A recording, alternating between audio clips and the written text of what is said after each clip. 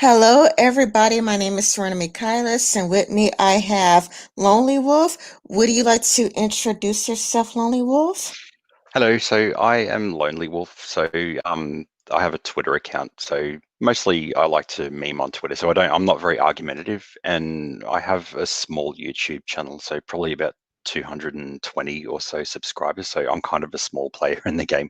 So mostly what I do is I'll put music covers up, and then I also do a lot of live streams where I just like to get together with friends and we just discuss whatever topics come to mind. So I don't really have a particular focus. It's a very eclectic channel, so you never know what type of genre that I'll go through because I do experiment with genres.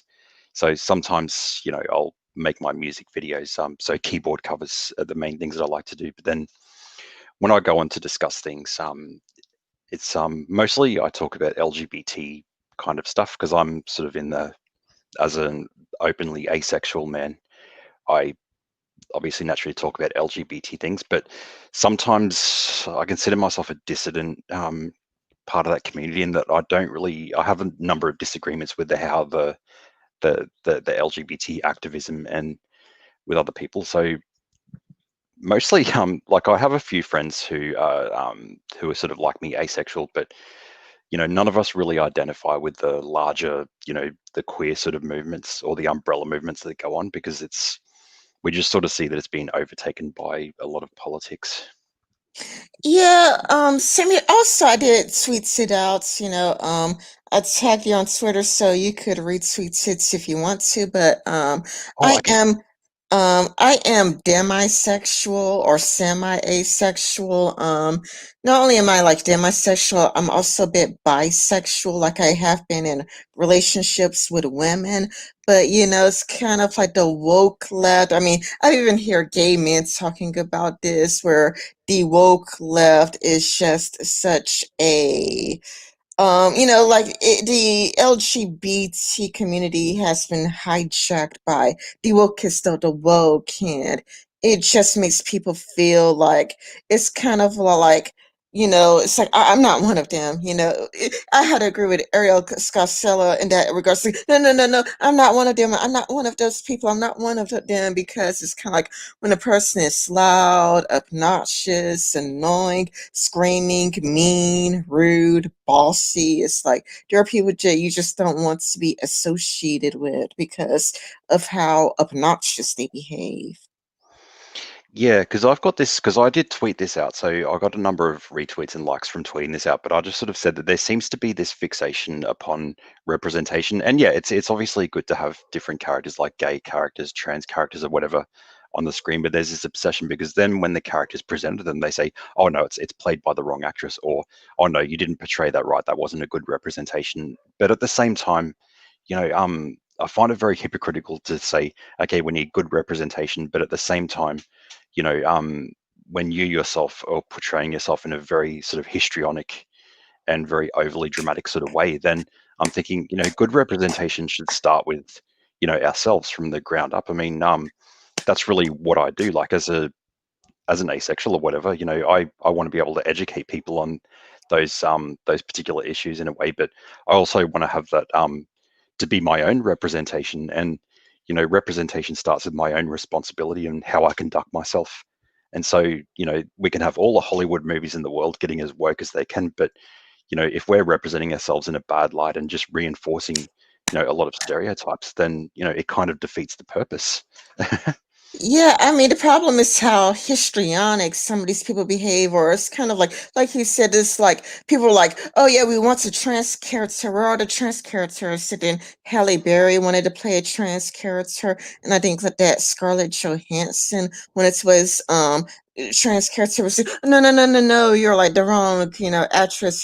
We want an actual trans person to play a trans character, and then it's Hmm. like, it's kind of like then you had to look for, but so trans people, they like not to be rude or anything, but it's like they represent like 0 0.03% of the population. You know, it's you Yeah. can't blame a director for getting somebody that's more accessible, more readily available, like Halle Berry or Scarlett Johansson, rather than be on the lookout for somebody who is,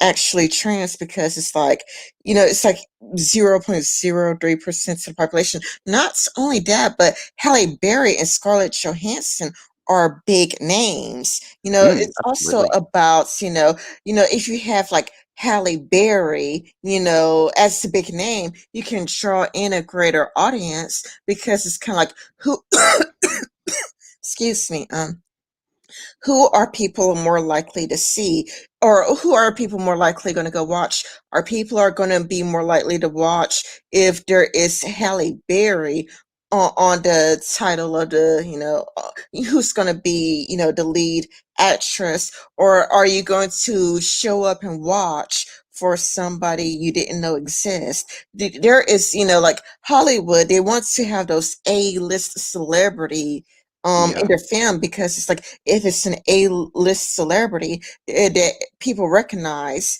and they know that they love, you're going to have people show up and fill out the movie theaters. Yeah, I mean, Eddie Redmayne was playing, I think he got in trouble for playing a trans character in the movie that he was in, but it's so illogical to say, okay, only trans people should play those roles, because mostly like with those movies, the narrative goes in such a way that there's a pre-transition where they present as their birth sex, and then they gradually change, they might have a transformation or whatever. And so that couldn't be done with a, let's say, a post-op trans person. Like that sort of thing couldn't be done, because you're showing like what they're sort of like in the beginning when they present as their original sex, and then it's hard to show that transition or whatever if you're using a real trans character. It's like with Eddie Redmayne or whatever. I mean, he presented as someone who is a man or whatever, but then obviously there was a transition phase where he started working up, so it'd be hard to actually portray that trajectory.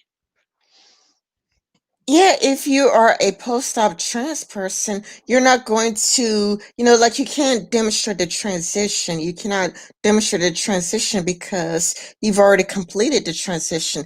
Not only that, but it might be triggering for a trans person to be called by their birth pronouns. It's Yeah. kind of a lot like, if they are called by their birth pronouns, and then they get those like a face mask, and they had to look like their biological sex, then it's kind of like it's going to be really triggering and really upsetting for them. It might be, hit too close to home, but it's like with this cisgender person playing a trans role, it's not going to hit close to home. If a cisgender person gets called, by the wrong pronouns, if a cisgender person gets misgendered, cis people aren't going to care all that much.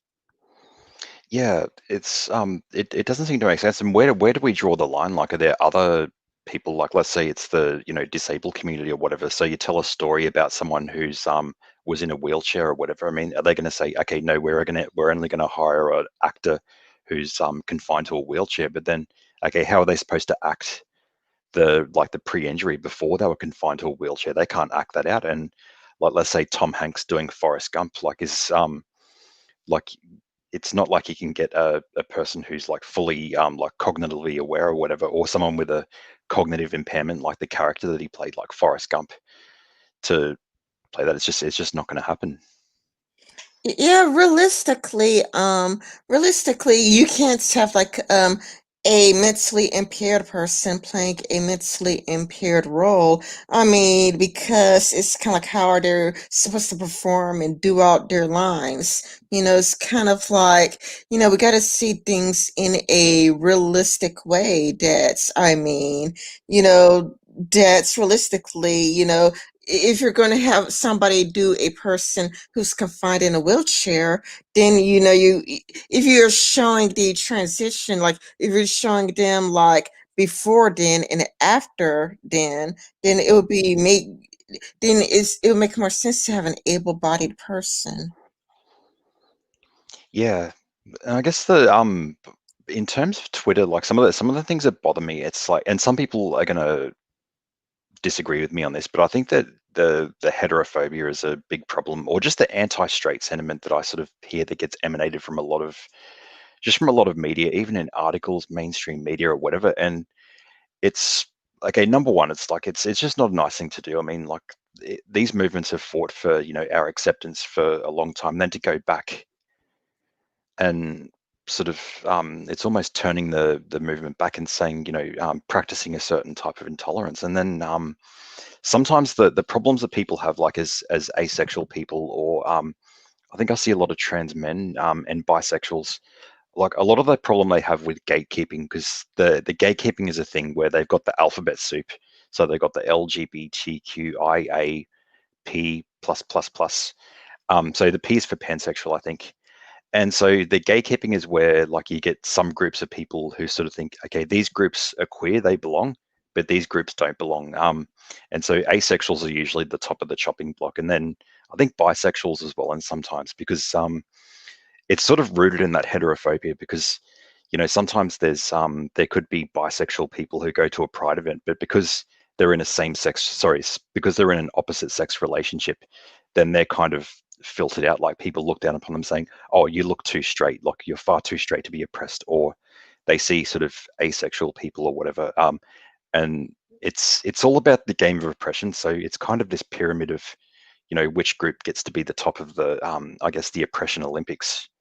And it's just like, I don't agree with that. I just think that each of the different letters in the alphabet soup, we've all got our own sets of issues that need to be addressed. They're very different struggles, and each one is just as valid as the other. And when you see that, it seems to be based in that kind of fear of straight people. It's because they fear that having certain people, like, let's say there's asexual people and they have a sort of a slight kind of romantic attraction to a woman where they might hold hands, they'll sort of think, oh, well, you don't belong there because you look too straight. And that kind of gatekeeping, it kind of it doesn't build a very inclusive community that I hear being preached about. And it's sort of hypocritical to put these standards upon the I guess straight people, saying this is how you have to be a good ally, when we can't even seem to look after ourselves, or we're excluding people from within, and it seems kind of hypocritical to look at allies and say that they're not doing a good enough job.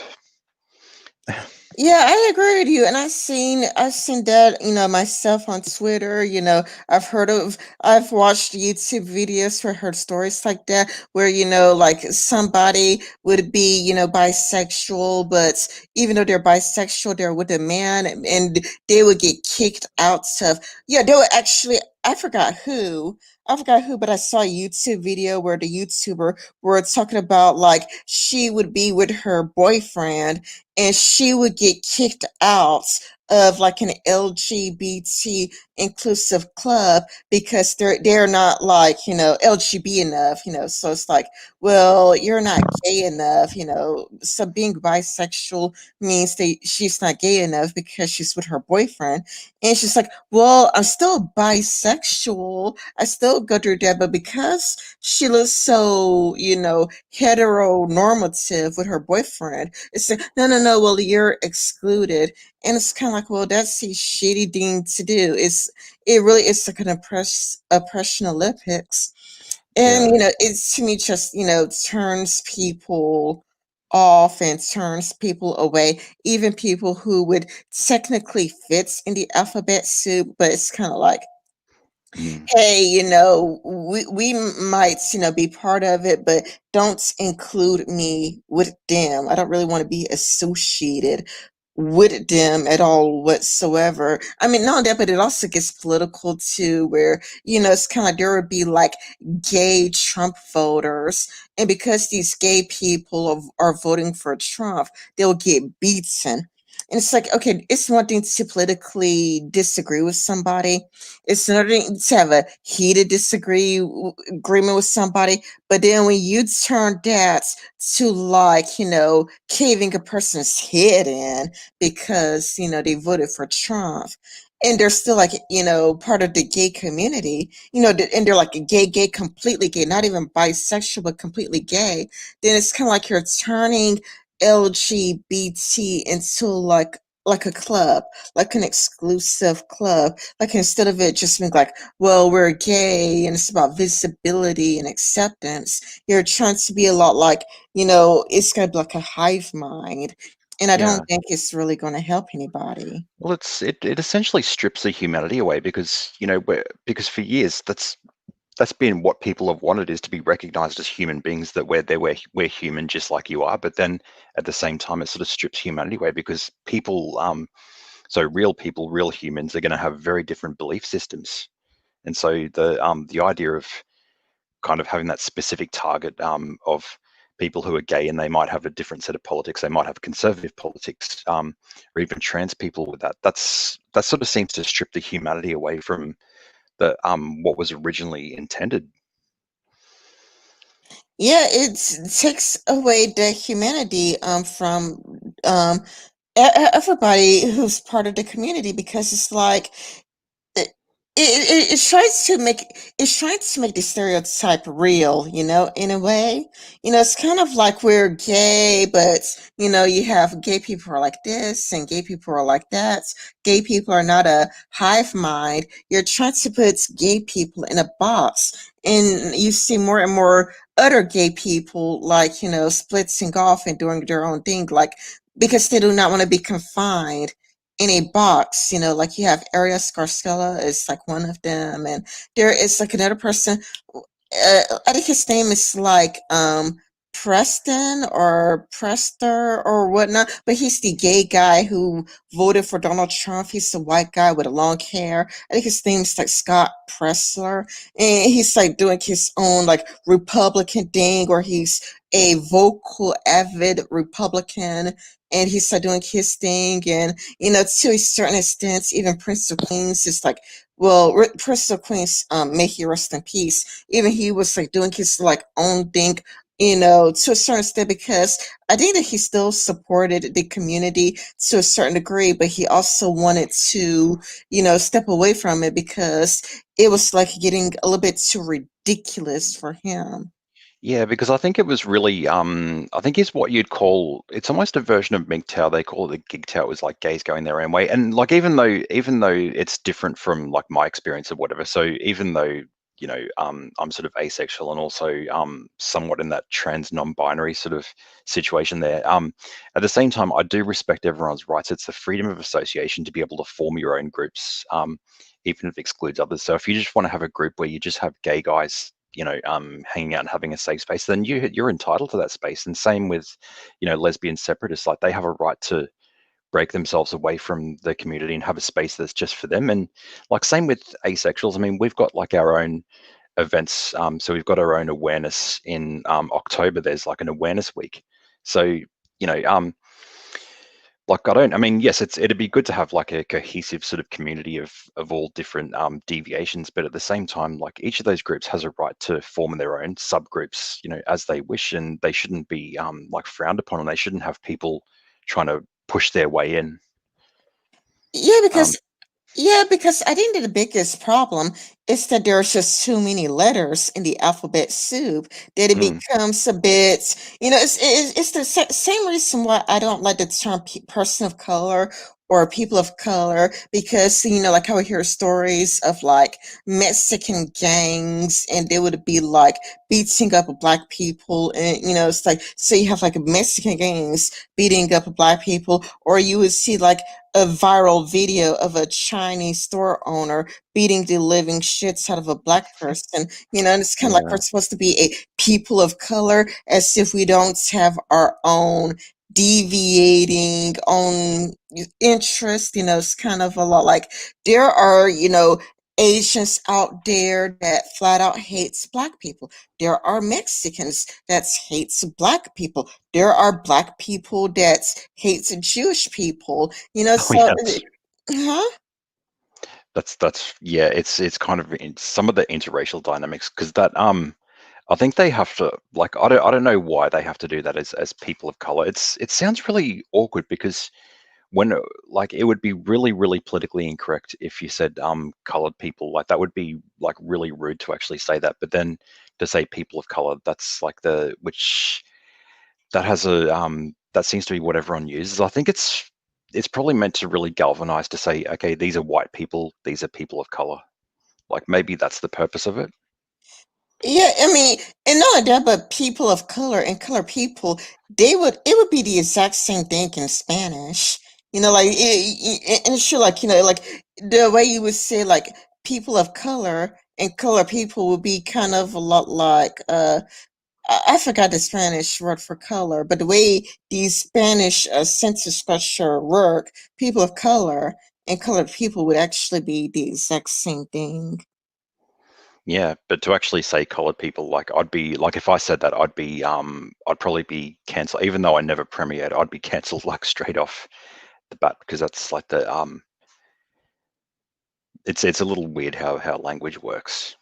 Yeah, and but that's like the problem with the alphabet soup. It's kind of like there are lesbians, and not only lesbian, but there are gay people that do not want to have sex with a trans person, and it's their Yeah. body, it's their choice. If a lesbian doesn't want to have sex with you, then the person doesn't want to have sex with you.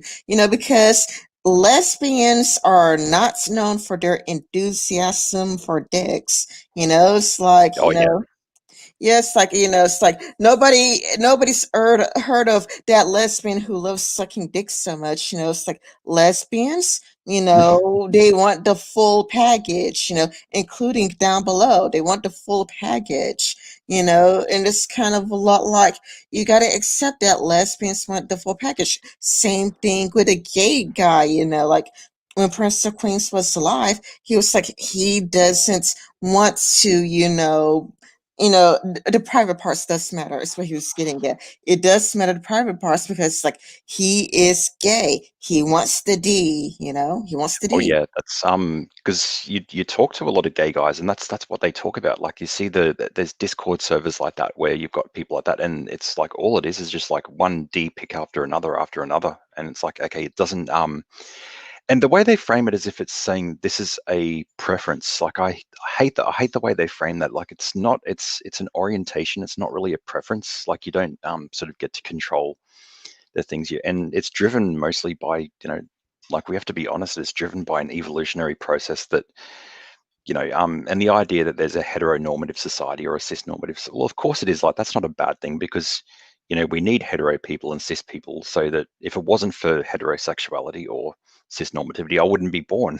And it seems like that is at a loss for those people. It's kind of like, without cisgendered people, it's like you do realize that you would never ever would have been born, nor would a human race would have gotten so far, even with technology. Like, sure, nowadays there's like artificial insemination and whatnot, like, or or that thing where you take a person's sperm and then you like give that person ed, and whatnot, sperm donations. Yeah, but we wouldn't even be that far. We wouldn't be so far in technology if it wasn't for cis straight people. Without cis straight people, we wouldn't be alive long enough to have seen that. So obviously, the super majority is going to be cis straight people. Not to mention, if like a meteor were to hit the planet and like half the population is gone and we had to start pretty much it starts all over again, and it's kind of a lot like the technology or the expertise it takes for hormones and the surgery, they'll probably get put in a back burner and things would just revert to the way things were, where you are going back to lying cis straight people. Yeah, exactly. It's and then sometimes it's like, okay, where does that fit in? Because it's kind of ironic that you've got a lot of gay people, a lot of lesbian people, they're sort of being questioned about their so-called preferences, for certain I guess material downstairs or whatever. But then it's like they could turn around to me as an asexual and they could say, well, you're being doubly discriminatory. And so it's like it's not that I have a preference for like neither sets. It's the fact that I have an orientation that doesn't in such a way that I don't respond the way that other people do to those sex characteristics of people. And you get called double discriminatory. Double discriminate. I'm practically Hitler. And that's it doesn't make any sense at all whatsoever. It doesn't make that much sense because it's like you cannot control what you are into or what you're not into. If you're not interested in sex, you can't control it. But it seems like, there's this histrionic parts of the LGBT movement, and it just, chases people like me away. I'm guessing it chases people like you away from what you said so far. It just chases people away, you know. Yeah, it's and often and sometimes when we say that, because we have talked a bit about evolutionary biology, which is like obviously that's the part of the survival of the human species or whatever. So I guess that's the biological evolution. And I sort of understand that some right-wing people might make an argument, like when they sort of when they're a bit rude towards non-binary people, etc. They sort of make certain arguments to biology. They talk about the purpose of, men and women heterosexuality is for evolution, but the I guess the way to counter that narrative from the right, and that's where I think the left needs to come in a little bit more as well, is that we can talk about evolution from a number of different standpoints. I mean, there's a biological evolution, but then there's other types of evolution. There's also a cultural evolution that happens as well. So that's where and what made me think of that was I noticed that I can't help but notice that the overwhelming number of fashion designers and a lot of artists and makeup designers, like a lot of them are overwhelmingly a lot of gay men. And I don't want to be sort of stereotypical or whatever, but that's sort of maybe suggests there's another evolution that's happening that's kind of mimicking the biological evolution, which is the evolution of culture, etc. And you see that with drag queen impersonations. That tends to influence culture as like who you know um, there's certain icons. So when they do drag queen impersonations, so let's say that it's who's the drag queen type people? Let's say it's Joan Collins, um, all those type of things. It kind of elevates those. And then you also talk about the evolution of ideas as well, because it's very much similar to biological evolution because you've got an idea. So it starts off as one person who has an idea, and then that idea may spread, and then it might adapt. And then when that particular idea no longer has a usefulness, it gets overtaken by some other idea. So if there's a stronger idea, it's kind of like the survival of the fittest. So that stronger idea will prevail. So that's the counter argument I give to conservatives who put forward that sort of evolutionary thing, as if it's the only explanation for human experience. So I put forward the idea of the evolution of ideas and the evolution of culture, because interestingly enough, like one of the professors, Brett Weinstein, he was from Evergreen, and he was sort of made infamous from a lot of protests or whatever. But that was what he was teaching as one of his subjects was it was the evolution of organisms and the evolution of ideas. So he was running those two things as a comparison. Um, okay, um, are you done? Hello, Mad Dog. Because Yeah, yeah. I'm sorry. That was a really big rant. it sounded like you cut yourself off with like Weinstein. You did say Weinstein, right? Yeah, yeah. Yeah, it seemed like you cut yourself off, and it's like no, like continue. But there's something that I really wanted to get to because the reason why we're having this discussion because it's like you left a comment on a video. You left a comment on a live stream that me and Tyler Preston made, and I just wanted to hold on. Let me find it. Hello, Get Mad your Dog. Oh, Mad Dodge. Sorry. get your impression on this. It's kind of like where this article is like the dictatorship of the queer and queer power. I don't Mm. know if you made it. Oh, well, you did watch the whole entire video, so I did not know if you had, your own, points. If there was anything you did or didn't wanted to say. Yeah, it just concerns me that like after years and years of acceptance, because it's sort of happened through cultural shifts or whatever. That was because I lived through a time. It was I think the 80s were very it was homophobic. I think the early all through the 90s. Yep, the level of homophobia was a lot higher than what it was now. And as someone who's sort of I wasn't openly asexual at the time, but because I wasn't interested in women and because people saw that my dating life wasn't there, it was like their first response was, okay, he must be gay, so let's heap on the homophobia, let's call him like all the slurs in the world, and let's do that. And that happened in workplaces as well, where people get really, really nosy and they want to know about like, okay, have you found a woman yet? And when they get really, really nosy, you sort of get backed into a corner. And then finally, when I sort of said the truth, it was with colleagues or whatever, they had this sort of weird reaction. And I thought, well, yeah, if you don't like my answer, then maybe don't ask the question.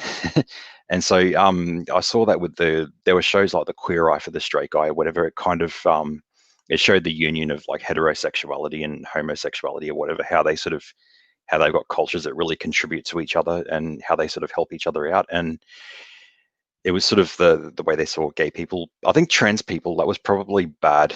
The early representation I saw in the 2000s was really, really bad. Like there were shows that were produced, like there was a reality show. It was a dating show in which almost like the Bachelorette or something like that, except that the woman who was dating all these guys was a trans woman. And on the very last episode, um, so on the really last episode, it was revealed that this woman was trans. So these guys were sort of thinking, "What?" And I'm thinking that's like, yeah, that was kind of a mean spirited. Yeah, I mean, because like we were saying earlier, that people tend to want the full package, through and through, and you know, people cannot tell what they are or aren't attracted to. People Mm, can't help it. And not only that, but it seems as hiding something significant about yourself. It's like it would be like if you were hiding that you had, okay, fine. It may not be completely identical to hiding the fact that you have AIDS, because AIDS is contagious and that isn't contagious. And I don't mean to say that, but I got to be careful because of YouTube's algorithm, and I didn't want to put those two sentences together because of YouTube's algorithm. But yep. yeah, but it's kind of a lot like, still it would be seen as hiding something really, really major about yourself. And it reminds me of this comment that I've seen under Blair White's video. A person left her a comment saying that they love trans women, they love trans women a lot, and they really want to date a trans person. However, if somebody was lying and keeping secrets from them, they wouldn't want to date, a liar. It's like, I would date a trans person, but it's like I would not date a liar. Yeah, I mean, I think for safety reasons as well, it's like because you don't know what because that's the problem with the current like we want the world to be great, we want to be pretty, but in reality, we all have to look after our safety in whatever way. And usually, your first date or your first sexual encounter, there's always a risk of something going wrong, and it's like like for your own safety, it would be best to sort of come forward first up. I mean, it's not the same as being ace, but like when I've been in situations where there was a possibility of something in the air and we knew that we were going to sort of hook up that night, I actually came forward before anything got further. And I said, look, this is what we're dealing with. So, if you sort of want to end this now, I understand. But, if we go home or whatever, to your place, then maybe, like, we can watch like a movie together. We can have a drink, like we can kiss and cuddle and that sort of thing. And then, it leads to that. And so, my fear was that, I did that for my own sort of protection because this might have been someone that I didn't know that very well. And to go home with someone like that, I can't just sort of start getting, all cuddly or whatever. And then it gradually moves to the next level. And, if I haven't told them that, it's very hard to sort of step back and say no. So you're putting yourself, I felt I was putting myself at risk of danger if I didn't come forward, if I felt that things were going to go to that level. Yeah, it's why, I have to agree with the Blair White's message that it is dangerous, like if you're not honest about it, if you're not honest, then you're putting your life in danger. Then that's when people start putting words in other people's mouths. It's like, oh, you're justifying violence. It's like nobody's justifying violence. It's that you live in the real world. You don't live in a fantasy world. You live in the real world. In the No, real world, people are violent. In the real world, yeah, people exactly. are dangerous. Like if people didn't care at all, people would encourage you to do it. Like if people didn't care at all, people would go be like, no, no, Steph, go ahead and Steph, that the cis person is a problem. If a person didn't care at all, they'll give you like bad advice. But in the real world, and I mean, even like cis people get told the same thing. It doesn't matter if you like are a biological woman. People, even biological women, get told people Yeah. are, before you get with that guy, let your mom know where you're going, let relatives know what you're going. If you could take a photo of him and send it to your relatives so we know the last place you've been. And it's kind of a lot like, the trans community gets this really bad advice, and they believe in it. It is kind of like, like, no, no, no, I could keep this a secret. And, it's like, if you don't accept it, then Mm. you're a problem. And then it's kind of like, well, realistically, people are dangerous in general.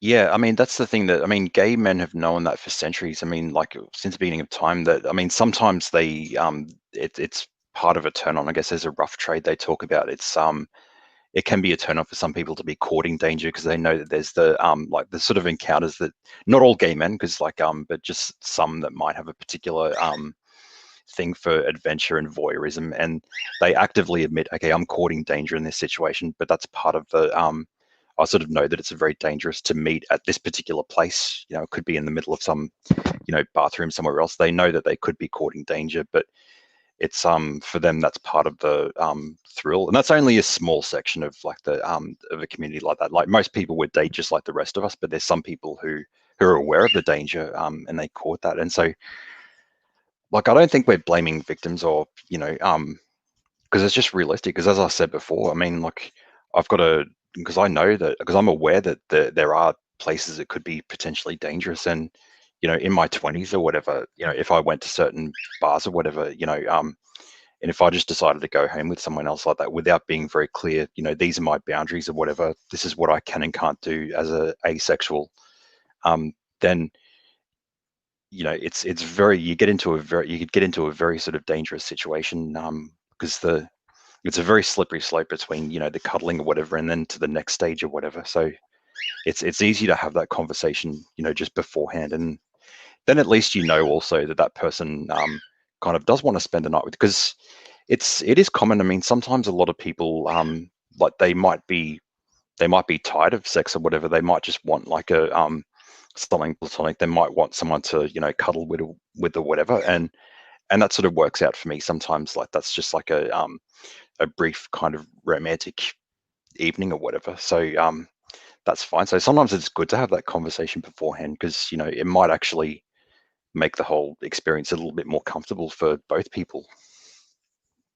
Yeah, yeah, you got to be honest. Honesty is the most important part of a relationship. And again, like there are people out there who are really, really into the idea of dating trans people, but they're not into dating a liar. And no, that was kind of like it's like you've already lied early on, and then you're gonna have that paranoid aspects of you that goes, well, what else are you lying about? You already lied about this. Yeah. Then it's like, you're going to become paranoid and suspicious because they started off the first dates on a lie. So it's Mm, going to be like, well, what else are you lying about? yeah. So how do you feel about the term, how some people say that cis is a slur? Like if someone asks you not to use that word in, like, let's say you're in a particular conversation, it's like, I'm kind of conflicted about that myself. Because I think from my view, I think if someone requests that I don't label them as something else like that, then I believe that I should be respectful of that label. Because even though I'm not technically cis, because I've had sort of dysphoria, and so I identify with the non-binary sort of identity, so to speak. And even in that discourse, there's a lot of ideas that I disagree with that comes from that side of it. But look, if I see someone and they don't like the word cis, then I'm not going to use it because, I think that we're asking people to accept and not to put labels on other people. So if a trans man, they don't want to be called a woman, they don't want to be labeled as a woman. And, I think it's only fair that that sort of kindness and consideration be reciprocated. So if a woman says, I don't really want that label in front of me, then I guess I respect that, but I think a lot of people are going to disagree with me though. I agree with you. Like I am cisgendered, like I'm completely cisgendered. I don't experience any dysphoria at all whatsoever. If somebody calls me cisgender, I don't care. But there are people in real life I know they're like, do not call me that. Do not ever call me that. It really angers them. So it's like, I would just drop the word. It's like no big deal. Like if somebody doesn't want to be called a cisgendered, then I would not call them cisgendered. It's about being Yeah. respectful to the other person. Yeah, I mean that's what I mean. I wish there was more of that, just that mutual respect, because it seems to only go one way. It's saying, you can demand people like, hey, you need to use this pronoun, you need to call me this or whatever, and I don't want to be labeled as this, I don't want to be labeled as that. But then the minute you ask for a concession, saying, look, I don't really like that word or whatever, it just the response is really, really condescending, and they say, well, you're a cis person, so this is not your conversation or whatever, and it's like, well, can't we just be considerate of each other? Because it's an act of consideration to use a pronoun that someone's requested. Like that's just being considerate. Like it's not necessarily being politically correct. You're just someone's asked for something, and if that action makes somebody feel better about themselves, then that's just an act of kindness and consideration. And I think that if somebody doesn't want to be called cis, then I think for me it's an act of kindness not to use that. Yeah, I totally agree with you. Like it's like a one-way streets, and I find it bratty. I feel like they're being brats about it. And I think it's because they're being, so many of them are young, they're really young and they're being catered to. Like there is heavy censorship, over the internet, and it heavily leans progressive in particular. Like I don't know if I could say the word trap on YouTube or not, because I do know that trap has other meanings, like like that. You do not walk over there because that's just a trap right there. It all Mm, depends on how you use it on a sentence. But there are people that self-identify as yes. traps. I know. I know one, and he was talking about that, and I think when you see it on like whatever happens on Twitter when people say, trap is a transphobic slur or whatever, but then when you're on Discord or whatever, like the amount of Discord pages where they actually have servers that are dedicated to those, and it's got very little to do with being trans. It's a completely different, I guess, identity, whatever, because it comes from more of an Oriental, very much a Japanese sort of culture that's there in the anime thing, and it's like, yeah, you would never call a trans woman like that word, like that would be extremely obnoxious to do that. But at the same time, like the meaning of that word is very, very different if it's in the context of like I guess femboys, if you want to call them that. And when people are self-identifying as that, yeah, I think people get stupid about that. Yeah, yeah, it's like it's rude to like all of the people that self-identify as traps, because I mean, and it does seem like companies are becoming strict because I don't know if you noticed or not, but I am a moderator on Reddit. I mean, I'm not the moderator, like Lucky you. not update. I'm a moderator for like a subreddit, like a subreddit that's like medium size, or it leans small. Like it's about like 40,000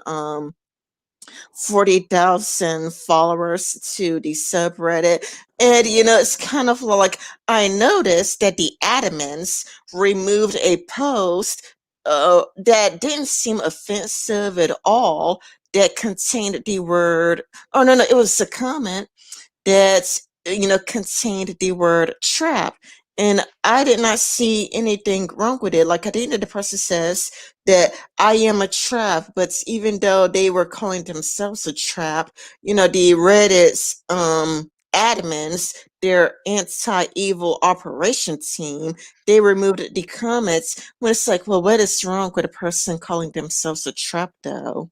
Yeah, I think there is an element of racism in that whole thing, and that's what's so hypocritical about this sort of because at one point they're being woke, but on the other hand, it seems like they're trying to take over because this comes from a particular art form. So there's an anime, whatever. So that's obviously very much a Japanese style, and the sexual identities and the sexual persona of those characters.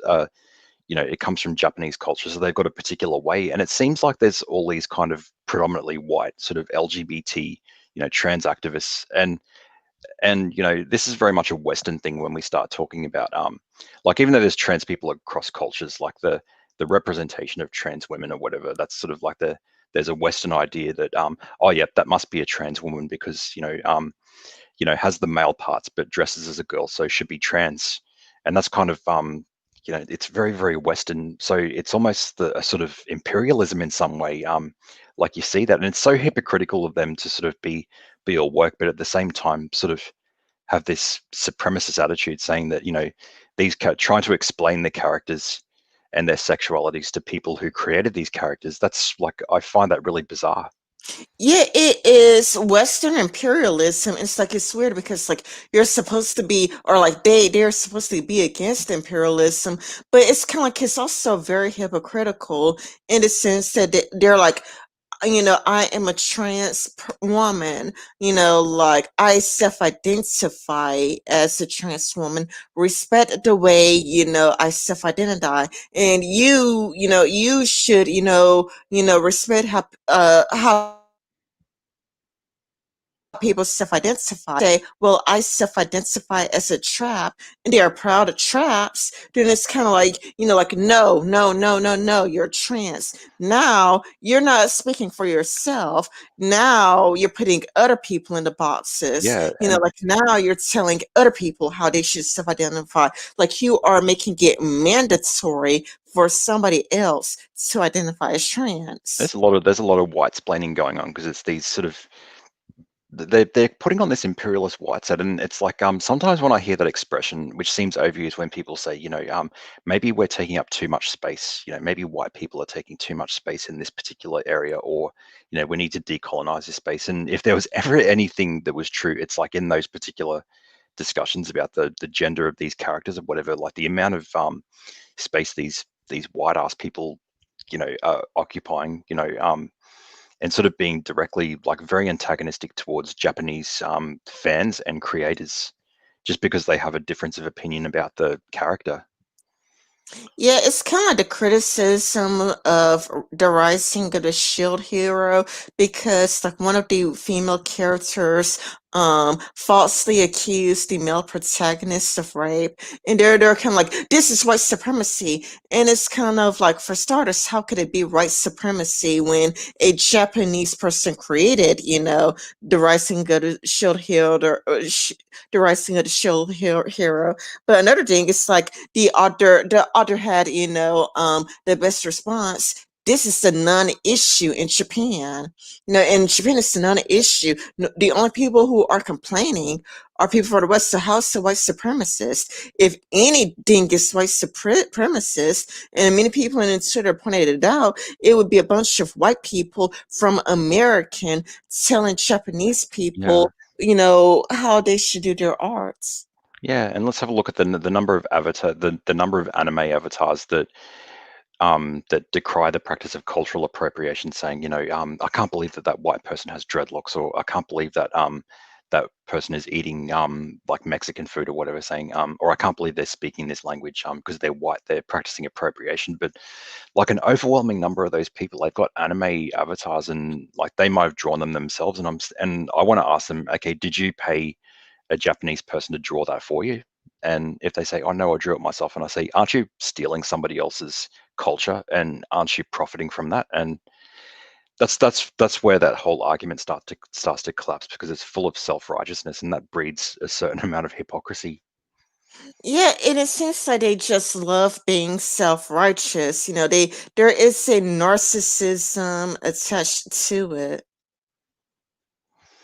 Yeah, I saw that with the Black Lives Matter protests or whatever, because the actual like the core group, the Black Lives Matter, it's like it was organized really quite well at the after the George Floyd, because a lot of them were really peaceful. But then you've got all these people who jump on the movement for to start destroying businesses, some of them owned by like racial minorities. And I'm like, what the fuck are you doing? And it was really sad to see some, like, there were black people who live in some communities where they actually have better relationships with the cops, because I think in places like Dakota or in smaller towns, the relationships between cops and citizens are going to be maybe a lot more productive. And sometimes the police were actually collaborating with black people, with these protests against what was happening, in this other city here. But then you've got these people who have this top-down approach. They think, okay, all cops are bad or whatever, and so we have to riot, we have to loot or whatever, and even the expense of, at the expense of, marginalized communities themselves who have small businesses. I know, I don't understand how that works.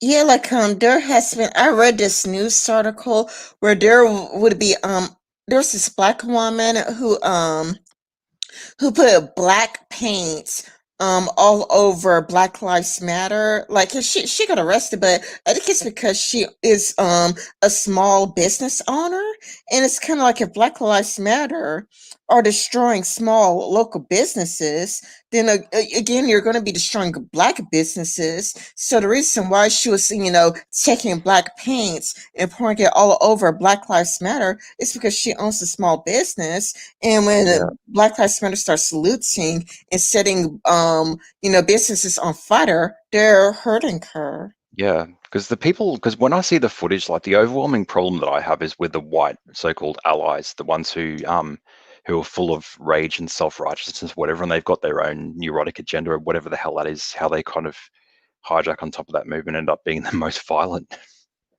Yeah, oh yeah, there is this thread on Twitter. Maybe I should show everybody the thread. I don't know. But basically it's a long list of videos of, black people calling out whites protesters.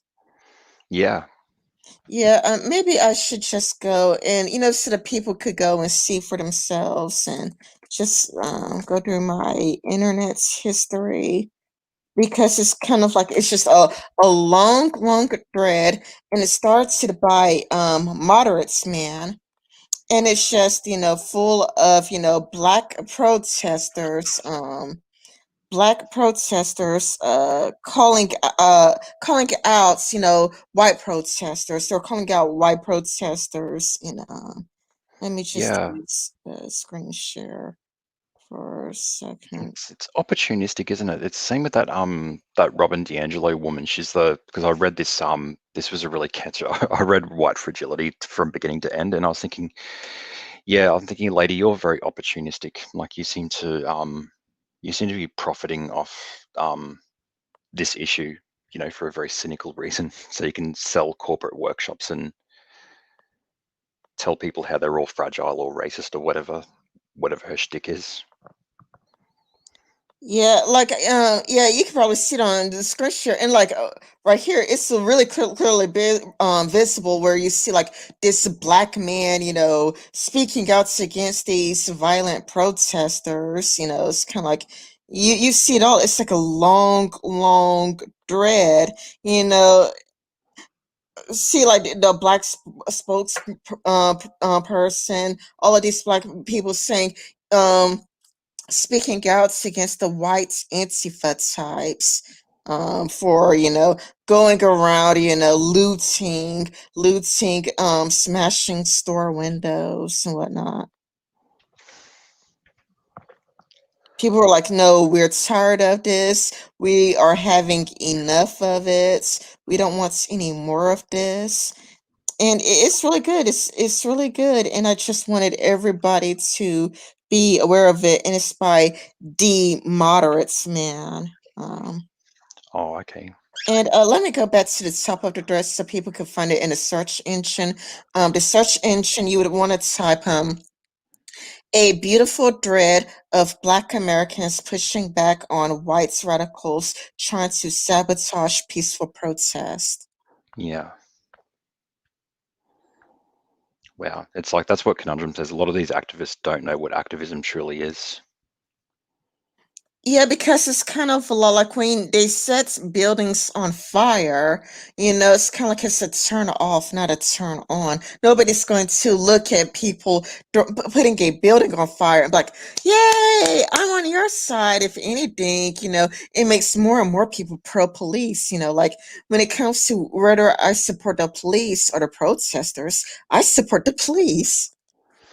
Yeah, and I think they don't seem to be aware of because I remember them going past people's houses and saying, "You need to come outside, you need to march." Or there's someone who's sitting at a restaurant, and there was a bunch of white Black Lives Matter activists, and they were practically in her face, like shouting at her, saying, "You need to put your fist up in the air and show solidarity." And you know, and there's an ableism. That's where the that whole intersectionality thing is a load of bullshit because they never ever consider the multiple identities because it's you know they don't seem to consider ableism, like the fact that there are people because they have sensory issues or like that. Because I'm very much like that. Like I wouldn't survive in an environment where it's like that, where there's a lot of stimulation going on. Like I probably like my sensory system would go into overload. I'd have like major panic attacks or whatever. Um, if I had someone who was like in my face, like yelling, I'd completely shut down and like I wouldn't receive the message at all. And I don't think any normal person would receive a message that way. But especially when there's a lot of those protests or whatever, like there's no way, like no matter how much I supported a movement, I couldn't really be there on the ground because I just don't have my nervous system just doesn't handle that very well. Well, I don't think that your average person would want to get involved with these, quotes unquote protests because, they would bring a guns out and whatnot. And I think the worst parts would be the people on Twitter cheering it on because do I think that they're really gonna go out to these protests? No. Like I would see people on Twitter cheering it on, but it's like I don't think that they would ever actually go to those protests. They would rather be in the safety of their own homes, just cheering it on, like, yep, it's time to get our guns. And it's like you're encouraging other people to do the violence that you're not willing to do yourself, which is really bad because, you're encouraging people to engage in acts of violence and people are dying, people are getting injured, people are getting killed. And I mean, people dying, I mean, that's really a bad thing, to state the obvious. Yeah, and to have the Democrat Party sort of they haven't there seems to be sort of a bit of dog whistling going on. There seems to be a tacit sort of support of that kind of level of activism or whatever, and that's really a turn off for the average. I guess that's for the average voter who might be considering they might be in the center and they're thinking, okay, who should I vote for? Will I go for Trump or will I go for Biden or whatever? And unfortunately, if one side of the political aisle is calling for peace and saying, we're not going to put up with this kind of thing, the looting or people's businesses getting destroyed for no reason, and then like on the other hand, you've got people who are sort of, trying to poke the stick, like so to speak, then, I like during an election time, I think, there's one side who's not putting on a very good front. Oh, and the conundrum says it's really bad when it's either for them or you're the enemy. Only a sift deals in absolutes, lonely wolf. Yeah, because that's so true. Because I have a problem with that. Being a like non-binary person, because there's kind of like a list. It's kind of a wish list of things that people want. They say, okay, these are all these pronouns, and there's like a expansive list of all these different pronouns that can be had, and all these different gender groups that we can have or whatever. But at the same time, it's there's the idea that it's not up for debate. Like you're a cis person, so this doesn't concern you. Like it's like your comment's not welcome. But at the same time, we are sharing the English language and we are negotiating the English language, and it's shared by everybody, and we all use it. So therefore, everybody has a say in the way in which we use our speech. And as such, like over the years, like every wave of political correctness. The things that have utility, like there's some things that are going to stay. So I think they'll probably have like a third gender neutral pronoun, maybe a they for some people, but then all these other pronouns that they've listed or whatever, that's probably going to disappear over the years because, it might not have utility to have that many things or whatever. And that's a reality. And I think, they're going to have to realize that not everything is going to be ticked off that wish list. Like, I don't think anyway, like not in my lifetime or whatever. There's only going to be, a few things that happen there. I don't really see people going by neon. Is it called neopronouns? I don't Yeah, see people go by neopronouns anymore. Usually, when a person goes by, a non-binary pronoun, they usually go they them. Like they would go, my pronouns are they them. I see that more often, yeah, and I do think that people are willing to go like, okay, they them, but I think people draw the line of z them. I yeah. think z That's them delusional. it's like where people just, try to line. It's like, nope, nope, nope. I won't even entertain that. But at least people could, put up with they them because I mean, for a long time, they them has been used for an unknown person. Where it's like if there's a person at the door and they're unknown, you hear a knock. It's like it's kind of like somebody's to the door and you might like use like they them, for a person of an that you don't know at the door, Yeah, but but there's something that's a bit unhealthy about it's the activism. It's sometimes the language is a very key to sort of understanding because sometimes I read a lot into people's tweets and what I read most of all is they say that like there's people who don't believe that they might make a attack helicopter joke or something, or they might say there are only two genders or whatever. And often the reaction that I see is very, very hyperbolic. It's saying, this is erasing my identity. And when you break down that sentence and you think about that, like my identity, as if this is central to your whole identity. So if this part of you is disrespected, then your whole being is and the idea that you're going to allow somebody to erase you, that's a very weak argument to have. I mean, like as I've always said, like the only person who ever erases my experience is myself. Like I'm the only one who has that power. Like I'm not going to give my power to somebody else to do that. So I find that sort of comment saying, "Oh, you've erased my identity" or whatever. Like I find that very telling when I see that sort of language. It concerns me.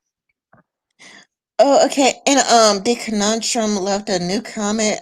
He says, at my work, we need to ask, what's your gender? I kind of feel really awkward saying that because you have to state either and male and female. I think yeah, you have to state either male or female because I work for the markets research. Um, for me, what I Ooh. find is weird is that sometimes, I mean, a person is like either clearly male or clearly female, and there are people who still feel the need to go like, what's your gender, what's your pronouns of what seems to be clearly male or clearly female and whatnot. It's kind of like how ContraPoints talked about, how Contra went to like Texas or red states and people her all day long. Like she just get she, her, she, her, she, her. But then she could Mm, go to more progressive space. And it's like she's like clearly transitioned, but it's like, what's your pronouns? And it's like, can't you just mm. look and tell? And how it makes her feel uncomfortable because Yeah, it's like in a Republican states, she doesn't have a problem. People just go look with her.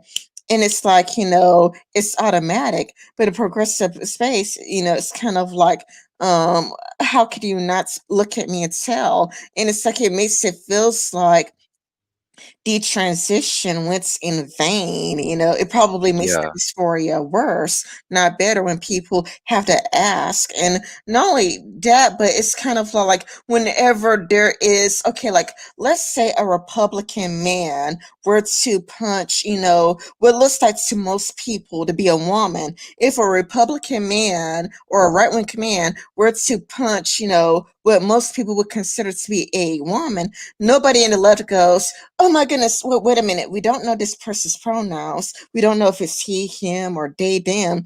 They just automatically go like, how dare you hit that woman? They get in like Tradicon mode.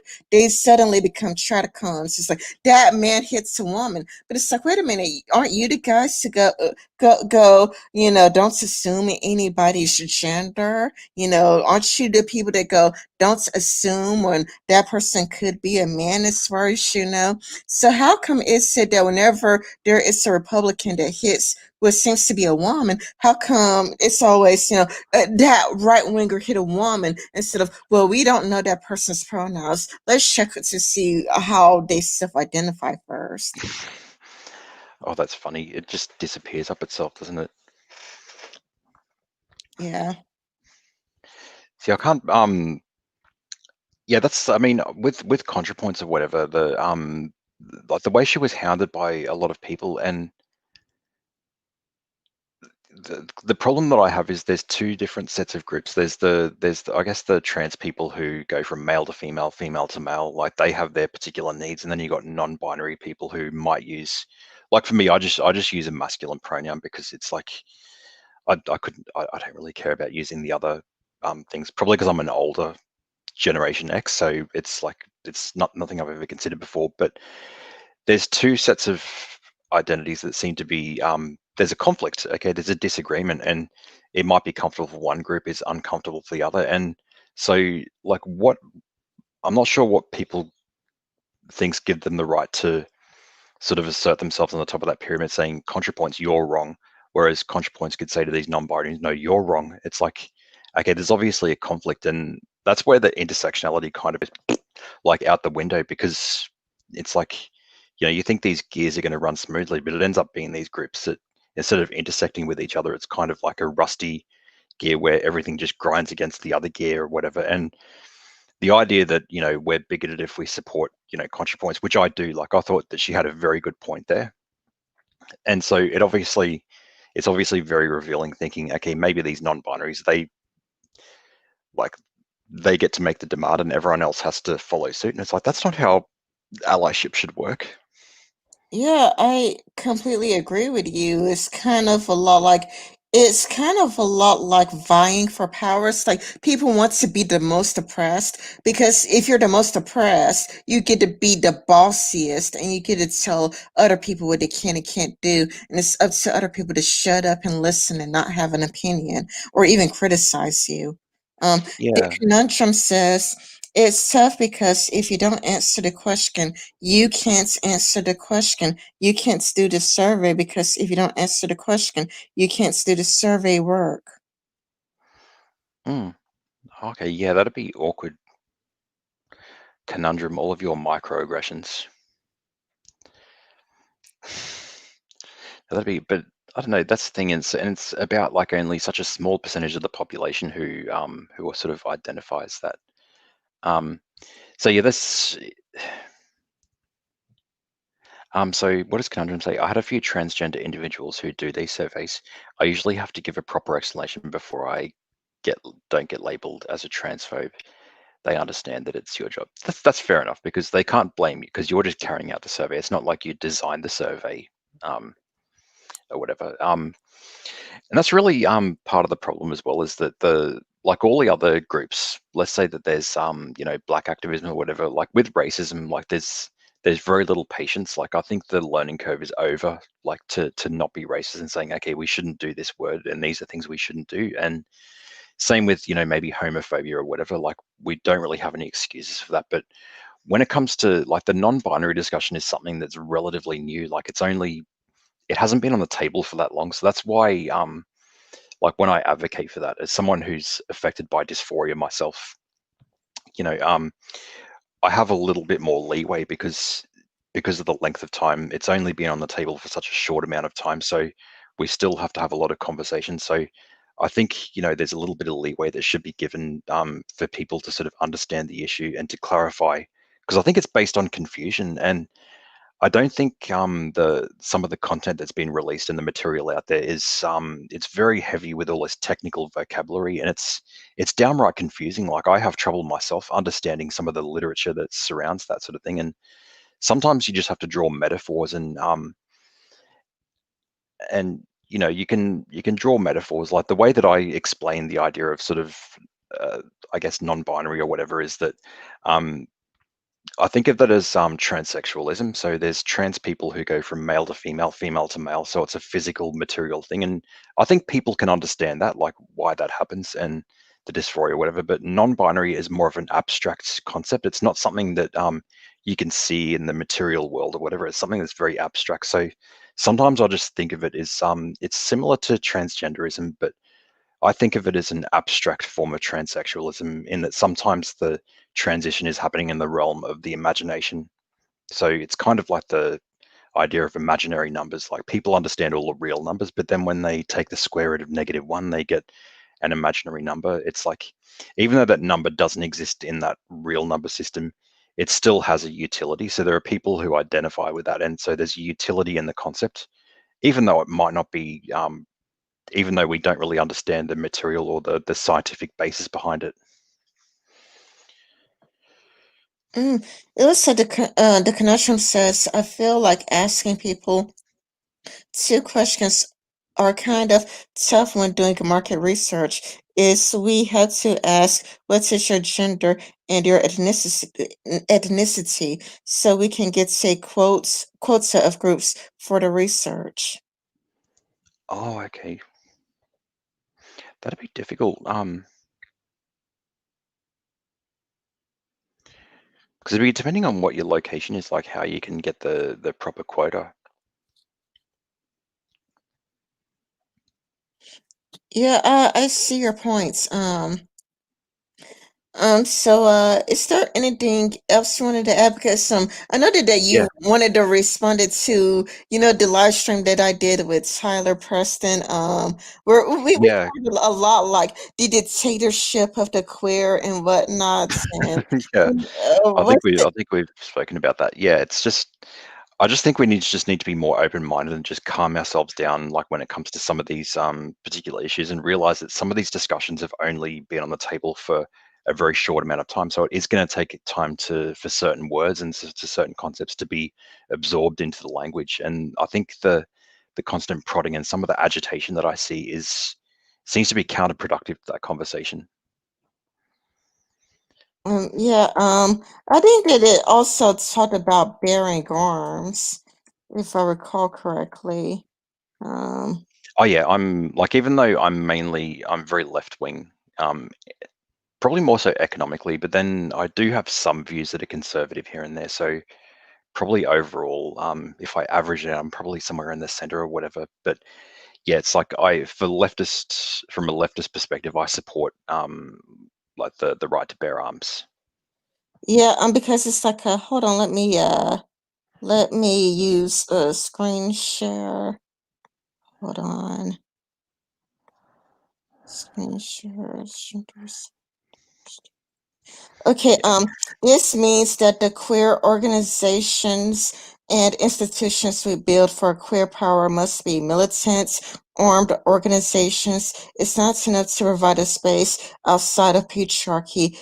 We must arm ourselves to defend those spaces and to render an assault upon the overarching structures of power that seeks to enforce gender upon us. This means that our queer organizations must be or include queer militias to fight against the structures of power. That seems really, it seems very nebulous. They're using all these words like the patriarchy is this big kind of thing or whatever. It's like, I just think, okay, like we should have a right to be like armed or whatever. So it's like, from a leftist point of view, if you wanted to make a progressive argument, you could say that, I think it's useless to have all this liberal identity politics where they say, trans women are women, trans men are women, and non-binary people are wonderful, but then say, okay, we don't want you to have guns. And I'm like, what the fuck? Like, you should be able to protect yourself if there's but it should be like, the reason that I support like firearms is because, obviously we want to defend ourselves, for our own sort of personal safety and our right to defend ourselves. But at the same time, the way they're taught in that article, the way that it's talking, it sounds really as if there's this all-out war, where the enemy seems very nebulous. Yeah, it seems like they want a war against anybody who isn't part of the LGBT. That's what it sounded like. That's what Yeah, it reads like. yeah, and a war against the patriarchy, I guess.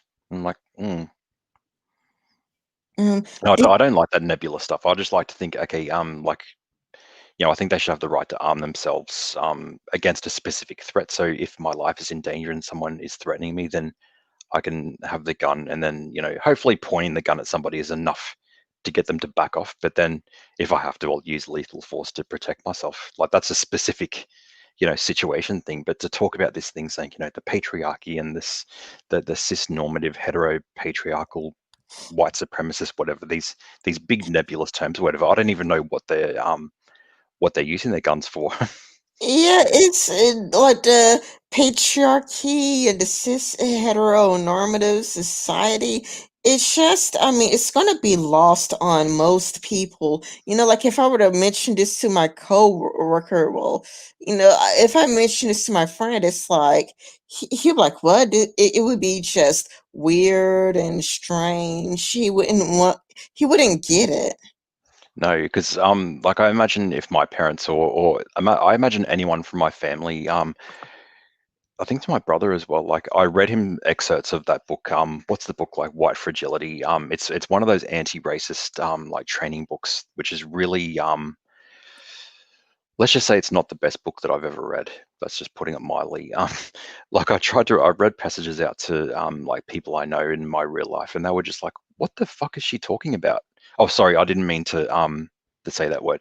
Like, what on earth is she talking about? Yeah, I mean, I kind of get the exact same, impression when I mention the stuff with people I've worked with. It's like I would mention, the patriarchy and, cis heteronormativity. And but I mostly work with black people, and so it's kind of like it becomes just like it's like white people have lost their mind, and what's wrong with white people today? It is something like that. Yeah, because that would be hard to be able to identify with those movements, especially with because there's tone deafness when it comes to, let's say it's like black men and white women. There's still like a level of tone deafness. Like that's probably one of the arguments that I can agree with in terms of white fragility when there's like a history of sort of white women weaponizing certain, victim status so they could demonize black men. Like that's like this I can understand the problem with that, how it's kind of tone deaf. Yeah, like white black men tend to be falsely accused of rape. Like let me pull it up because I do have this paper with the actual statistics of how many black men gets falsely accused of rape and sexual assaults. Let me click screen share. Screen share.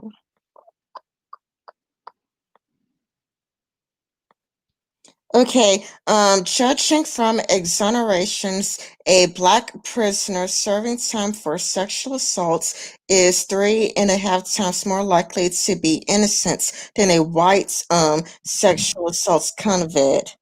The Wow. major cause for this huge racial disparity appears to be the high danger of mistaken eyewitnesses identification by white victims in violent crimes with black assailants.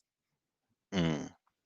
That's Assault. where I feel like they do that. It seems to be a problem, like the because when they say, believe women or whatever, it's this. No wonder they talk about white feminism or whatever. It's like you can sort of see it in action when people say, men, like all men like not all feminists would say that, but some of the really angry ones where they say, men are trash or whatever, and we can joke about men because we're punching up, but sometimes you're not punching up, like you'd be punching down at men from a racial minority or towards trans men. So I don't understand that. Yeah, because 3.5 times more likely to be innocent than a white assailant. That is like really high. So they would actually be to blame for so many black people having a harder life. So it would be like weird for them to turn right around to say we care about black people when wanting people to listen and believe.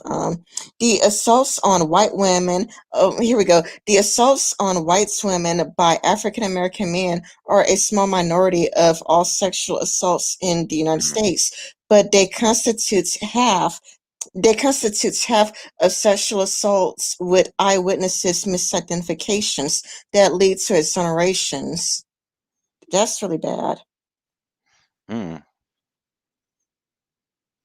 Eyewitnesses misidentifications do not completely explain the racial disparity in sexual assault exonerations. Some misidentifications themselves are in parts the product of a racial bias, and other convictions that lead to sexual assault exonerations were marked by implicit biases, racially tainted official misconduct, and in some cases, explicit racism.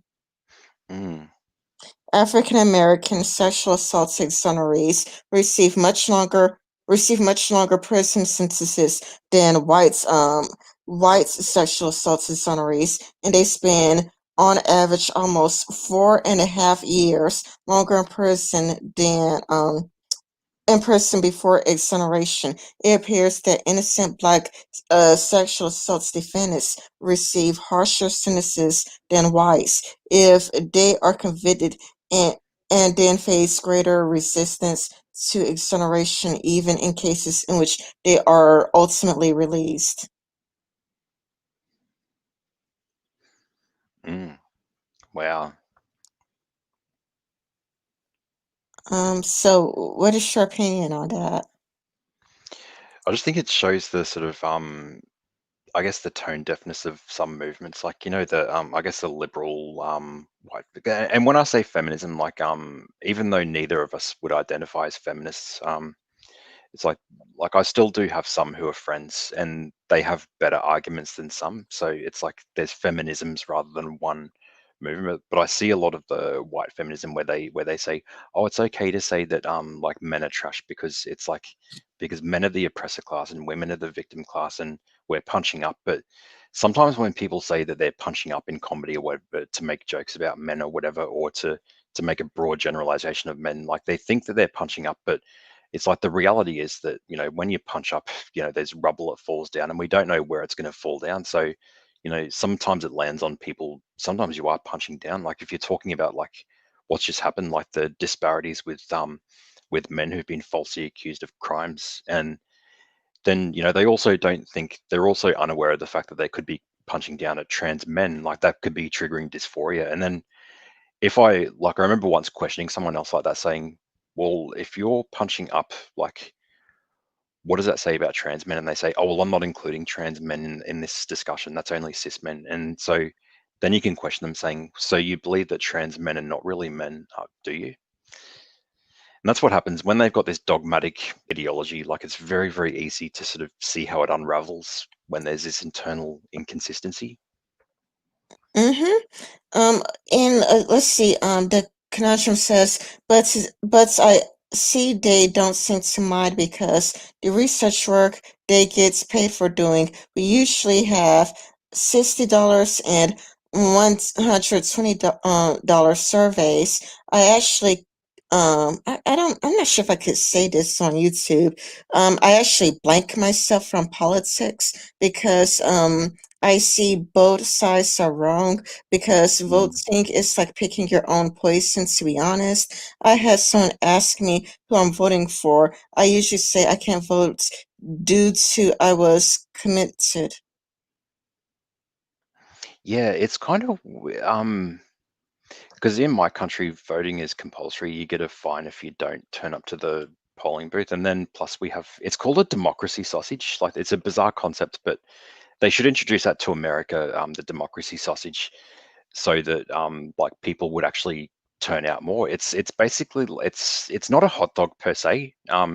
It's like a barbecued sausage that's like there's heaps of them that get cooked on a barbecue or whatever, but they're burnt like really, really dark or whatever, and then they're put on like a piece of bread, and then you spread like ketchup and mustard or whatever you want to put on it, and then you eat that. And that's the tradition, is that they call it a democracy sausage. It's like it's not quite a hot dog because it's served on like a piece of bread folded up into a triangle and then eaten, which are really, really good. That's mostly the reason that people associate voting with having a sausage at the voting at the venue. So maybe America needs to do the democracy sausage as well. I don't think people should vote if they don't want to vote. No. Like sometimes a low voting turnout also says something. It's kind of like Yeah. it says that people don't like either one.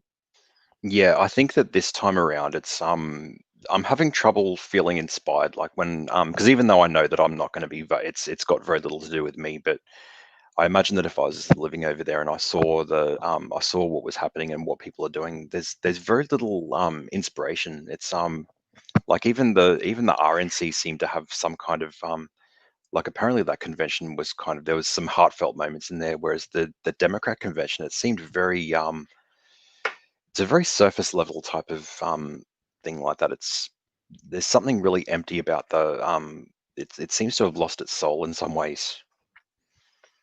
Yeah, but you know what I think would increase voting turnout is if we switch from first past the post to the alternative votes. Now, if we were to switch over to the alternative votes, where a third party actually has a Mm. chance to win, where you could actually vote, third party, I do think Yeah, that more people would, turn out to vote if third party actually had a chance to win.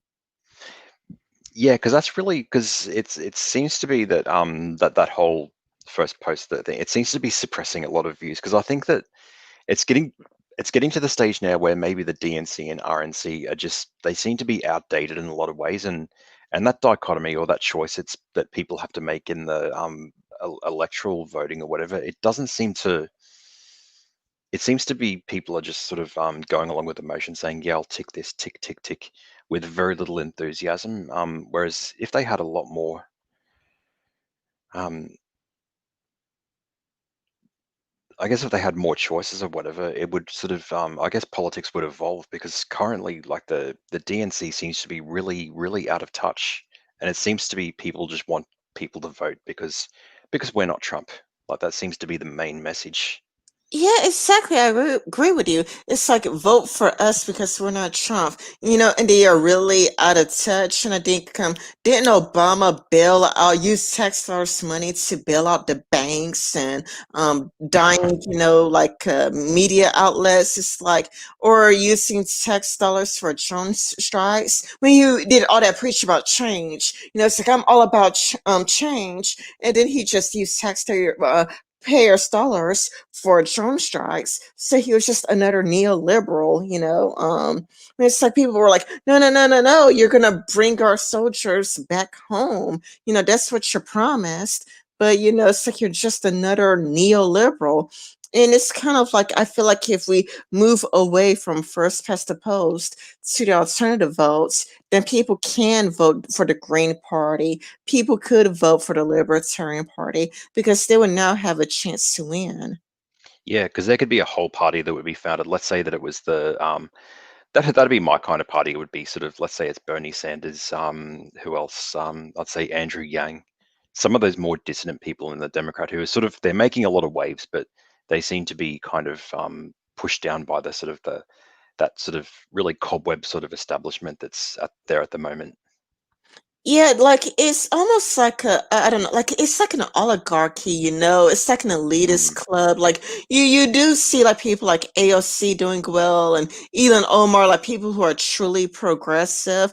And it's like a true progressive, is making changes because it's kind of a lot like the establishments. It's kind of like when you look at Kamala Harris and ugh, to be cool, yeah, to be cool, Kamala, Harris talked about how much pot she smokes.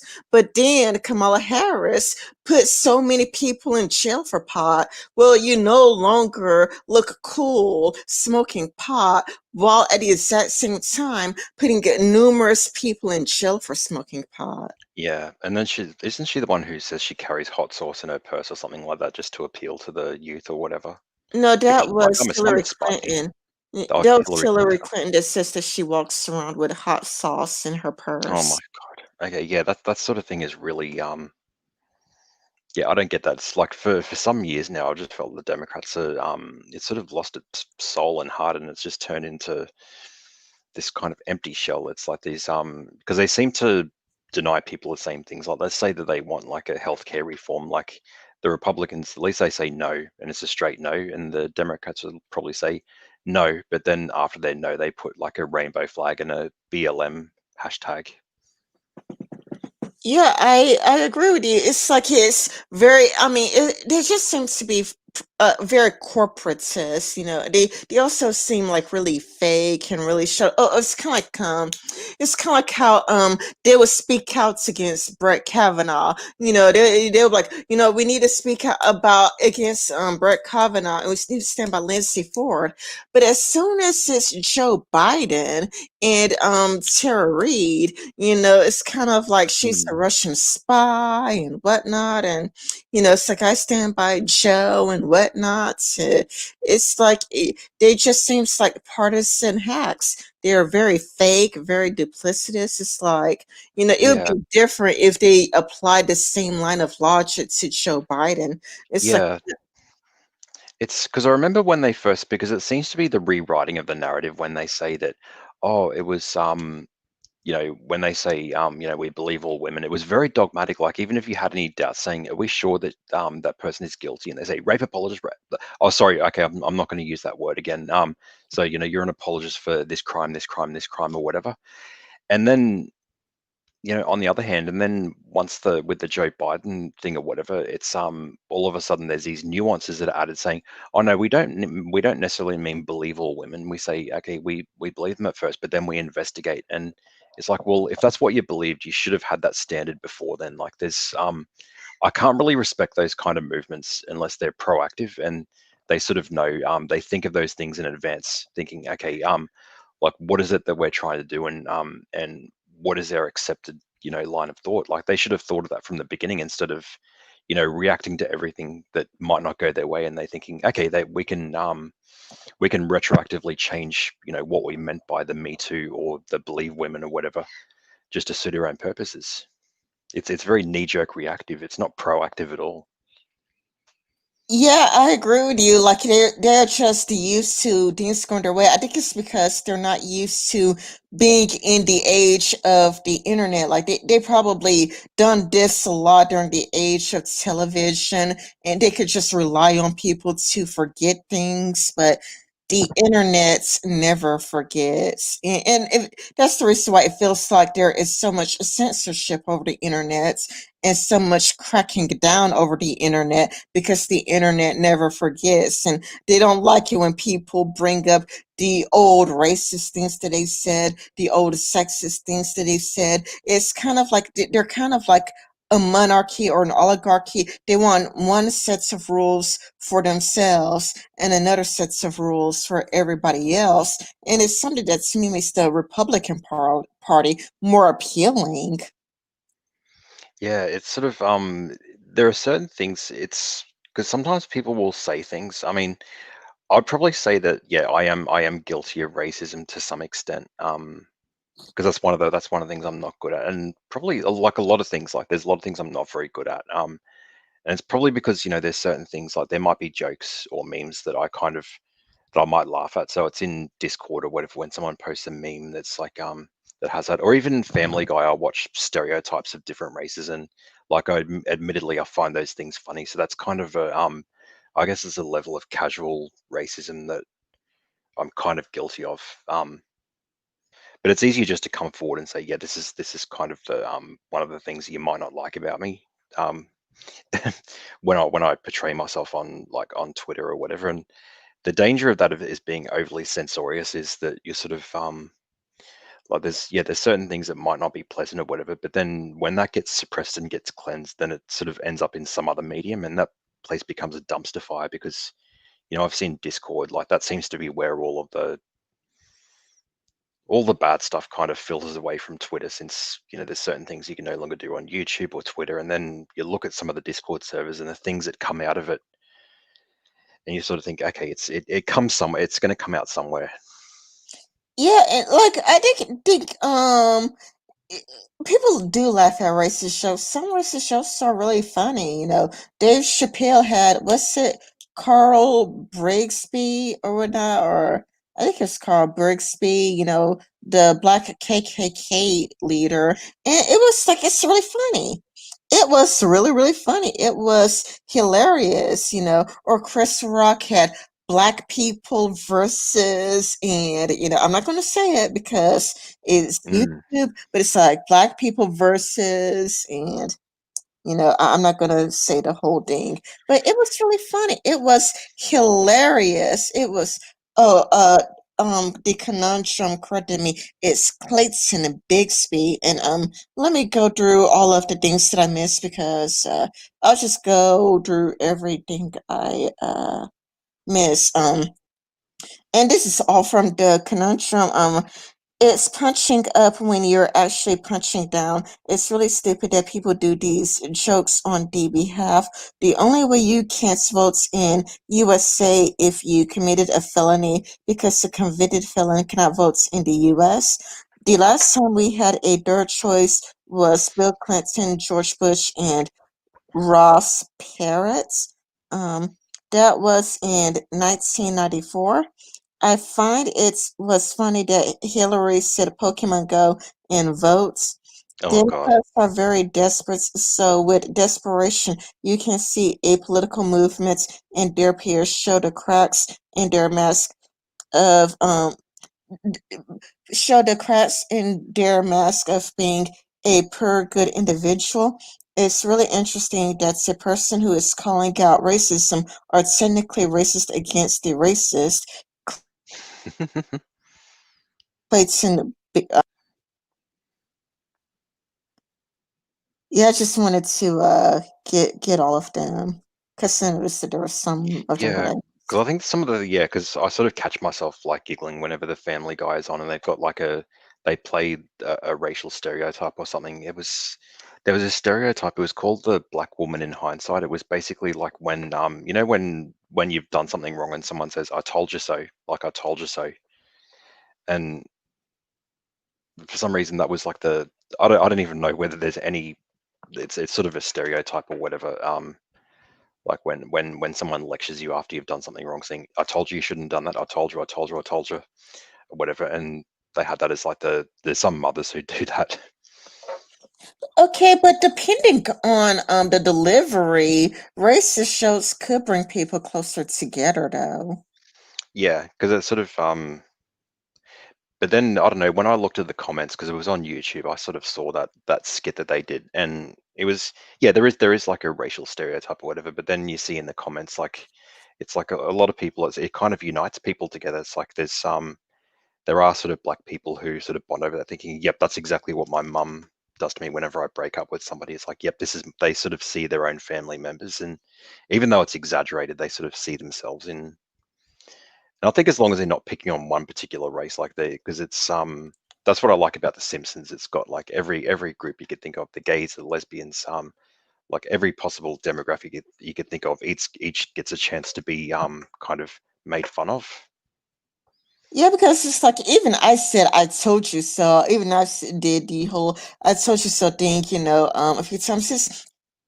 It's like it's important to laugh at yourself. It's like as long as all of the races are laughed at, evenly, and it's not done, in a way that singles out one race as being uniquely bad. If it kind of like makes fun of all demographics evenly, then a racist joke could actually make everybody feel more united. Because you get to laugh at yourself, you get to laugh at what your group is guilty of, Yeah, and then it could create a bond between you and a different yeah. race. You Because could I just do, yeah, I love the white people. I love the white people memes, the jokes where they have, when there's one that says, they say that white people have no culture, and then they show a picture of this really ridiculous white stuff going on and saying, try again, sweetie. That's probably one of my favorite, like memes about white people as a stereotype, and I find it funny. I haven't seen that meme. No, it's just basically this really the most ridiculous things that some white people have done. It's like having a home birth, like a water birth, but then you've got your whole family in the pool with you. It's like this, and it's kind of like it's like a white person thing, I think. And okay, I'll have to inbox you one of the memes. Yeah, I don't know what you're talking about at all because I Okay, haven't I've got to seen those inbox you. memes. Yeah, I mean, when I look at memes, I mostly see political memes because I on Reddit I follow what's it our political compass memes, and Our political compass memes that gets me laughing. Yeah, I was like, I'm not really a fan of the political compass thing. I'm not sure whether it's the questions are really hard to answer because I sort of saw, I know that Christy Winters, she did a video on the like, because she's a major, I think her area of study was politics or whatever, and it was just sort of going through the actual political compass tests and sort of measuring like left and right. It's kind of an interesting series she's doing at the moment on that kind of thing. I think that the actual political compass test is very, very flawed. Mm. I think It's that yeah, I think that its values is more accurate. Like, if you, I think yeah, that if a person wants to know where they really lean politically, then they should try eight values. But when it comes to the political compass test, the questions are way too vague, and the questions could be interpreted, like sometimes two, sometimes three different ways. yeah. And some of the questions, because when I was watching through Christie's like analysis of that, it was what was she talking about? Yeah, some of the questions there, it's like I can't see how that question has anything to do with left or right wing politics. It's like it's not even a political question. It could be something that your answer to that question would have very little bearing on what's left and what's right. Oh yeah, like what's your zodiac sign or something like that? Or like, do you believe in horoscopes? And it's like, do horoscopes and zodiac signs accurately predict the future? And it's like, what does this Yeah, have to do with politics? that was one of the like WTF moments. I was thinking, why is that? I mean, that has nothing to do with your political orientation. I mean, like maybe there might be conservative right wingers who'll think, okay, that's evil practice, it's a pagan sort of thing, it goes against God or whatever. But that's only like a small, like the right doesn't necessarily mean conservative. It's like also, libertarian or whatever. Yeah, yeah, I guess if the you pit, yes, horoscopes is a way to predict the future, then they're gonna be like, oh, you must be to the left. And if you are like, no, I don't believe in horoscopes, they're gonna put you to the right because it could be viewed as demonic and pagan. Because my mother is like that. My mom, she views like the zodiac and horoscopes as witchcraft and to stay away from it. But it's a small percentage, though. You're looking Yeah, at a very, very, very small percentage of people who think like that. yeah, I'm not sure what to think of it because I am myself, like I am religious in myself and that I believe in God and all that. So I'm probably more, I lean more towards the Catholic um side of things. But at the same time, it's like yeah, when I think about that, that's probably one of the mysteries of the universe or whatever. There might be something in those things. I'm not really sure. It's just like I don't know whether it's a coincidence that when I read the when I've got my horoscope done and I've read like all where my planets are and everything like that. I'm not sure whether it's a coincidence that some of the things that they say with my full profile are they're kind of accurate. Oh yeah, like when I look at it all depends on if you're looking at my Chinese sign or my Western sign. I think that my Chinese sign is far more accurate than my Western sign. However, I was watching like a BuzzFeed video, or I don't think it was BuzzFeed, it was the Try Guys, and they say that the reason why it seems accurate is because they use like really vague wording, like it's like you're jealous or you're confident, and something that could be true with anybody at a certain moments of their life. Yeah.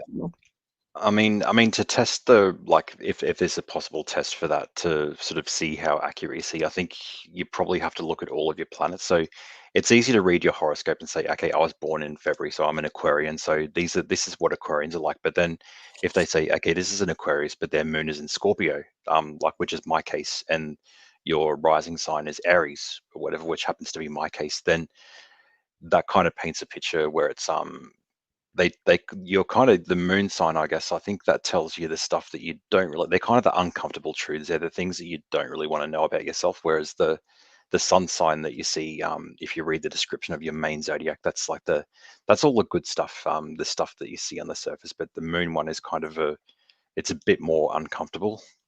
Oh, for me, I am a Libra moon, and I enjoy being a Libra moon. That sounds good. Like I wish my moon and my sun would switch places. Like I wish my sun was in, like I wish my sun was in Libra and my moon was in Pisces. Then I would be ContraPoints because Oh, you're a when it Pisces. comes to ContraPoints, her sun is in Libra, her moon is in Pisces. My sun is in Pisces, my moon is in Libra. But I wish my sun was in Libra because I Yeah, identify more with Libra than Pisces. yeah, but sometimes your moon sign is very profound. It does reveal a lot Yeah, about the sort I of what you like on the inside, which I don't. That makes me uncomfortable because I know that I love having my sun in Aquarius. That's great. That's great. That's great. But then when I read that my moon's in Scorpio, that's where some people like I've had people say, okay, if I knew that your moon was in Scorpio, I wouldn't have become friends with you. what people will actually stopping. Wait a minute. Are you plinking my leg? Are you plinking my No, leg? no, it's like they said, okay, we're good friends now, but if you had have told me at the very beginning that this was your horoscope, then I probably wouldn't have befriended you. But because we're already friends now, she's like, yeah, okay, I can deal with that. It is weird because who stops being friends with somebody because of their zodiac sign? It's cancel culture. It is really weird. I cannot imagine doing it because for me, ultimately, I view it as bullshit. Like ultimately, when I look at horoscopes and zodiacs, I ultimately think it's all bullshit. But it's like I do fun. too. It's like fun. It's fun to know these things, but I don't actually believe it. I think no, it's not real. No, it's like I probably take religion a bit more seriously than I would horoscopes. But even that's like even there's people who are skeptical, but I tend to not do that because some people think, okay, when they've got to have those debates where you've got atheists versus people who are believers or whatever, and it's so pointless to make it into a debate topic because it's all it is just some people have a personal belief system that's a personal way of living that they prefer, and that's all well and good. It's doesn't necessarily need to turn into a political debate. Like the only point that I'll make is that yeah, even though I do support this, even though I am in this church or whatever, or I believe in this, at the same time politically, like I'm for the separation of that from the state. Like it shouldn't be intruding upon anyone else's beliefs. Like that's the main thing I'll push back against. Yeah, for me, I just cannot believe. For me, when I think about horoscopes, I just think bullshit. And I think it's fun. I think that like people can have a lot of fun and it could brighten up their day. But I think it's just really, really bullshitty. And I don't take it seriously. But for me, like my zodiac is at least my Chinese zodiac, it gets like really, really accurate, and that's the part that gets like really spooky. But then it's kind of like I still think like ultimately because like I heard that they just use vague wording that it's going to be like true in a given time. Like if they say that Yeah. you're jealous sometimes, well, that's going to be true for everybody at a given time. Oh Everybody's going yeah. to be jealous at some point. So it's kind of like if they just use really vague wording, you're going to be like, oh my goodness, I really am jealous. But then it's going to be like, well, everybody gets jealous.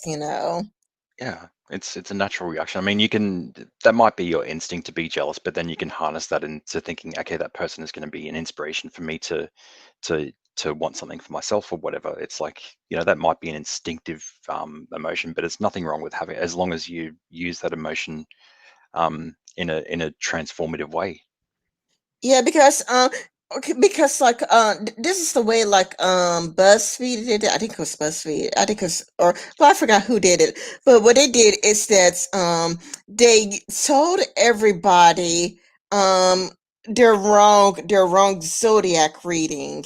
So it's like, oh, we're gonna do a reading for your Oh, zodiac for the first time, but they did the wrong reading. Like that'd they be would read interesting. out Libra for a Pisces, they would read out, Aquarius for a Scorpio, and they're like, "Does this sound like you?" And like people are like, "Oh my goodness, this sounds exactly like me." And it's like, but what we did is just that we really used like really vague Yeah, wording so that you that could happened to probably me. think about a time where that has actually happened. Like, oh, it sounds like me, when really it's going to be like everybody at a particular time.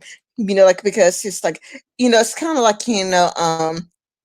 the zodiac for a Leo would be a lot like you are very generous, but hasn't pretty much everybody been generous at some Yeah, point of their life though? yeah. I did that with. I mean, that happened to me with the Chinese horoscope because for years and years and years I believed that I was born in the year of the monkey because it was okay. I was born in this like 1980, but then all of it like when I actually read something about that, and I don't know what they said about the monkey or whatever. I didn't really pay much attention, but then it turns out that I wasn't a monkey after all because I was born early in the year, like before the Chinese New Year. I'm technically belong to the 1975, sorry, 1979 generation, so that makes me so I'm truly a goat who thought he was a monkey for years. I was like I wonder if I would have fooled myself into thinking that the monkey description was accurate. Yeah, yeah, it's worded in a way that is really vague, so you could look at it and be like, "Man, that sounds just like you," but it's just it's all in the wording. Yeah, and it's sort of hard to know that because then you're thinking because that could be all the people who are in your class that you graduated with, and you're thinking, okay, we all belong to the same group. I mean, like we're all so different from each other.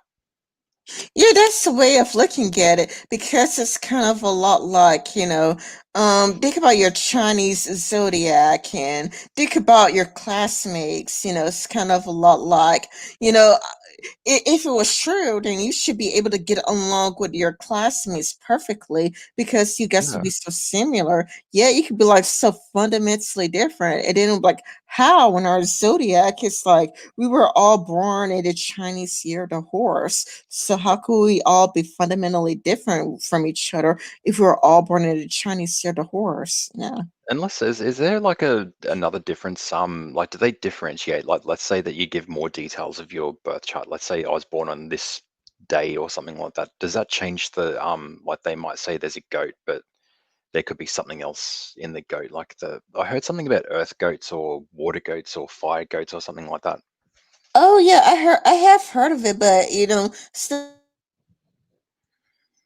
the Chinese zoo whole entire year, so it's kind of a lot like it could be the year of the earth snake, and then like, 12 years later, it would be like the year of the metal snake, Same Yeah. thing with dragon. It's kind of like it could be a lot like the year of the wood dragon. Then like 12 years later, it would be like the year of the water dragon. And then like 12 years later, it's like the year of the fire dragon. Then.